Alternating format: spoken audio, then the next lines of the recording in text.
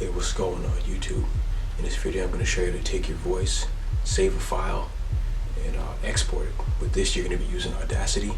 In Audacity you can save your voice as a WAV, save it as an MP3, and you go ahead and export that file and push it to Ableton. With Ableton you can have multiple effects, from amplifying the gain, adding an echo, even pushing some reverb. And then with this you can change your voice format and then export that file back to Audacity to save it. Appreciate you for tuning in. Thanks. Alright, we're going to go ahead and get right into it.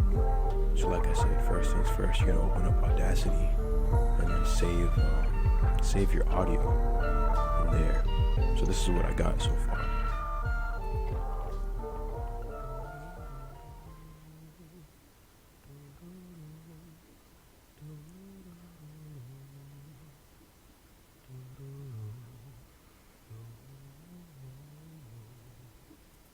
Alright, so with that audio, you go ahead and hit export.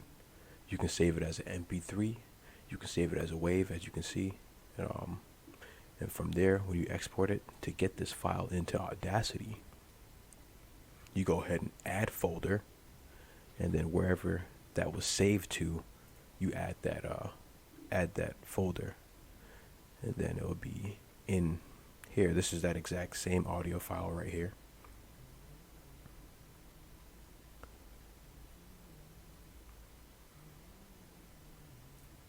So let me stop playing that.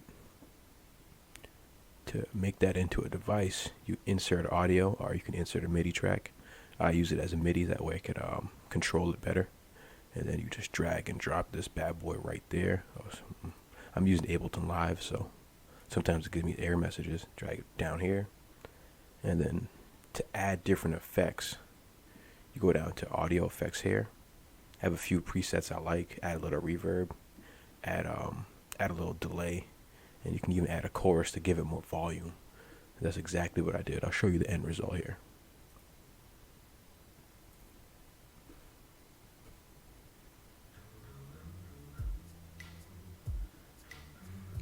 As you can see, I sped it up slightly.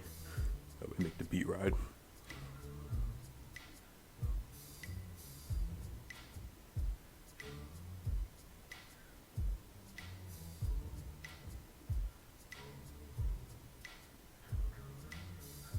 And I'll show you how to export that back into the Audacity in case you're using Ableton Live and you can't export your project. So I'll go ahead and get rid of this. I already have it saved as an audio file. And then to record that, you want to switch your sound settings to make sure you're recording the driver, your actual driver of all the audio in the capture card, just like so. And I'm going to go ahead and hit record.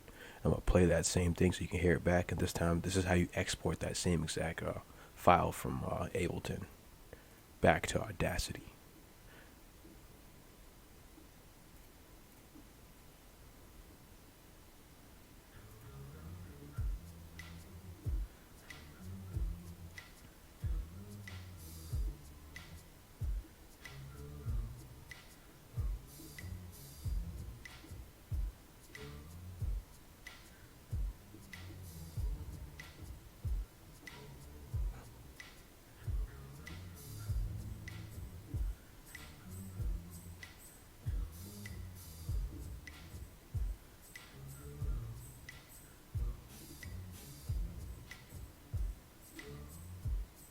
And there you go. That's exactly how you'd export this file, and you save the same thing as an MP3, and you can just export that file just as so.